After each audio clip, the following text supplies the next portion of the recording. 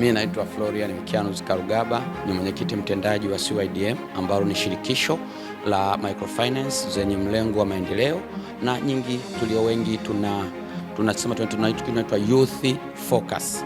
Kwa hiyo tunataka kutoa mifano ya members wa CYDM, aina ya mikopo ambayo wanatoa. Kwa mfano, kuna mkopeshaji mmoja wetu anakopesha wakulima wanaolima mahindi. Unakuta kijana angetamani kulima eka 10, eka 15, eka 20, lakini hana mtaji. Microfinance member wetu mojawapo anampa huyo kijana mkopo wa kwanza kuandaa shamba, pembejeo zote, ufuatiliaji wa shamba mpaka anapovuna mahindi. Mahindi yanachukua mpaka miezi 4, ambapo anapouza sasa ndio anarejesha mkopo.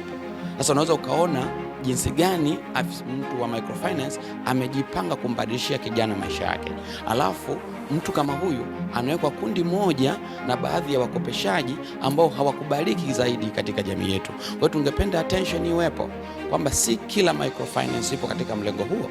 Sisi microfinance tupo kwa maendeleo, ila tuseme tu tulikuwa hatujasema. Kwa hiyo tumekutana kama CYDM ili kusema, kupaza sauti yetu, kuelezea bidhaa nzuri ambazo microfinance inazo. Ili jambo litasaidia hata policy makers, serikali na wadau wengine wa maendeleo kuja kushirikiana na microfinance. Kwa hiyo ninawahalika wote mnaotoa huduma za mikopo mje mjiunge na CYDM ili historia ya safari yenu ya kuleta maendeleo kwa wananchi iweze kujulikana na muweze kuwa tayari kufanya collaboration kwa miradi mipana ya maendeleo ya taifa letu.